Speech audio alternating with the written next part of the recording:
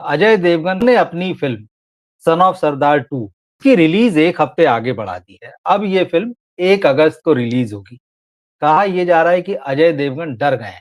शुक्रवार को रिलीज़ हुई सैयारा और उस फ़िल्म ने जिस तरह की ओपनिंग ली है, जिस तरह का उस फ़िल्म का बज़ बना हुआ है मार्केट में और जिस तरह से ये फ़िल्म कमाई कर रही है, ख़ास तौर पे यंग दर्शक जो हैं, वो इसको देखने जाएँगे। ऐसे में अजय देवगन ने यही सही समझा कि अपनी फ़िल्म सन ऑफ सरदार 2 की रिलीज़ आगे बढ़ा दी जाए और उन्होंने इसको फिर 1 अगस्त कर देने का फ़ैसला किया। लेकिन सवाल ये उठता है कि क्या वाक़ई ऐसा है? अगर ऐसा है कि एक नए एक्टर की, एक नए पेयर जो आया है, उसकी फ़िल्म आती है और उसकी फ़िल्म की जो बज़ है उसको देखते हुए जिस तरह से थिएटर में लोग उसको देखने जा रहे हैं, यंग क्राउड पुलर साबित हो रही जो फ़िल्म, उसकी वजह से अजय देवगन ने अपनी फ़िल्म आगे बढ़ाई है।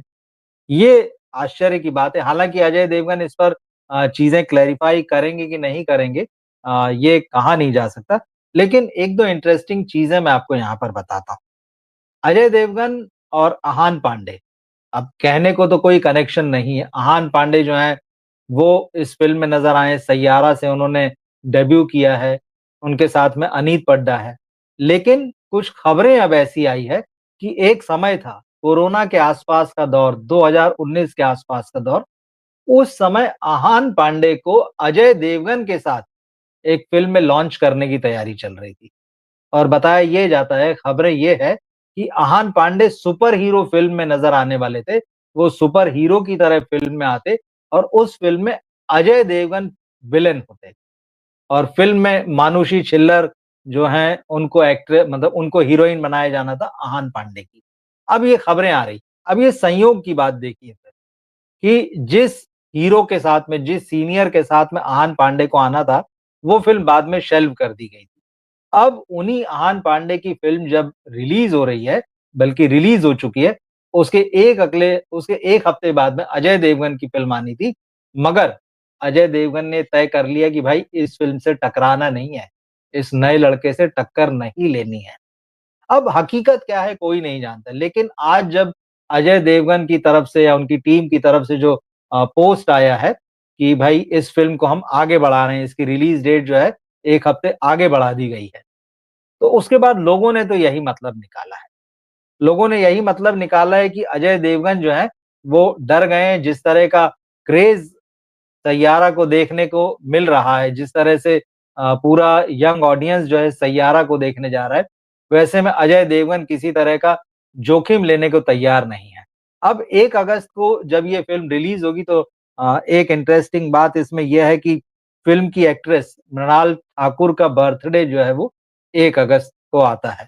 तो अब ये कहा जा रहा है कि चलिए मृणाल के बर्थडे पर ये फ़िल्म रिलीज़ होगी और इस फ़िल्म में कई सारे स्टार हैं, अजय देवगन के साथ इसमें रवि किशन हैं, संजय मिश्रा हैं, मृणाल ठाकुर, नीरू बाजवा, चंकी पांडे, कुबरा सैद, दीपक डोबरियाल, विंदु दारा सिंह, रोशनी वालिया, शरत सक्सेना, साहिल मेहता और मुकुल देव जो पिछले दिनों गुज़र गए।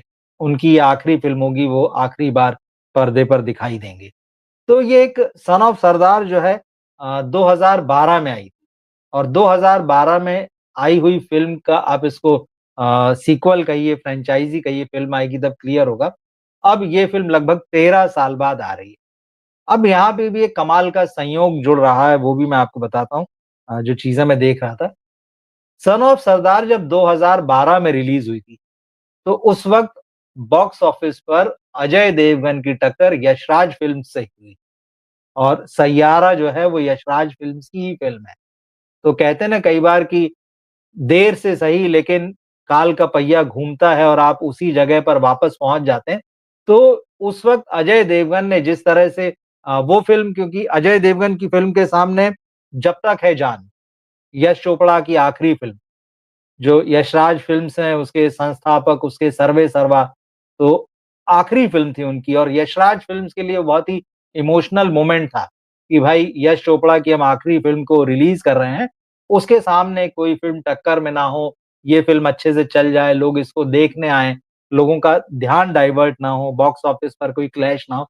तो उन्होंने बड़ी एक तरीके से कहना चाहिए कि अजय देवगन को मैसेज भी दिया था, बातें भी हुई थी कि भाई अपनी फ़िल्म रिलीज़ मत करो, हमारी फ़िल्म है।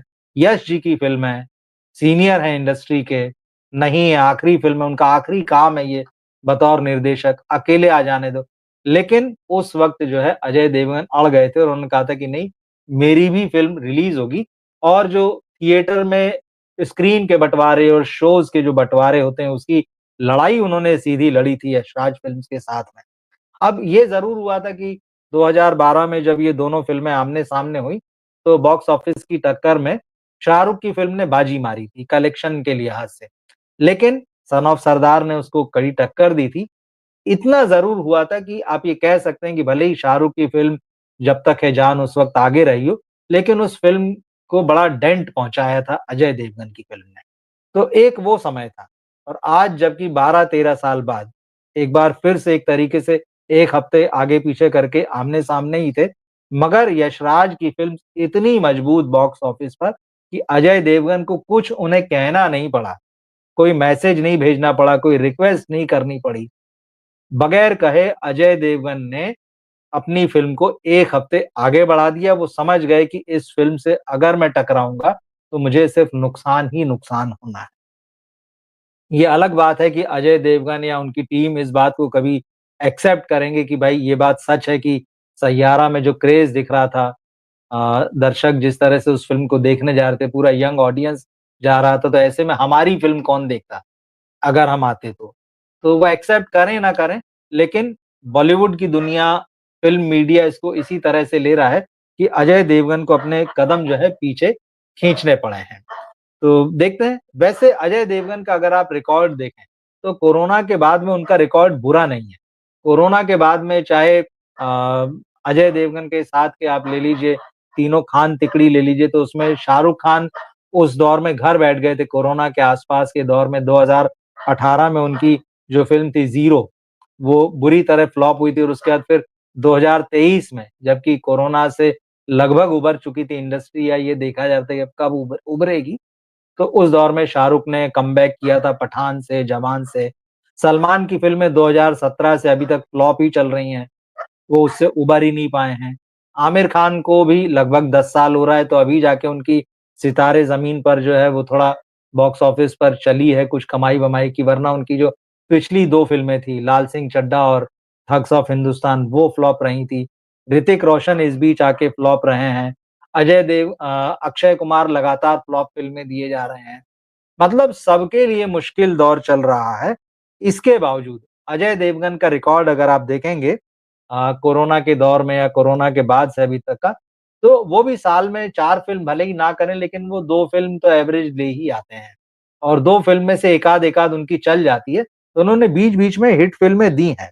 जैसे दे दे प्यार दे उनकी आई थी, फिर उसके बाद में तानाजी उनकी बड़ी हिट थी। गंगूबाई काठियावाड़ी में वो दिखे थे, छोटा-सा रोल था संजय लीला भंसाली की फ़िल्म। आरआरआर जैसी फ़िल्म में वो नज़र आए थे।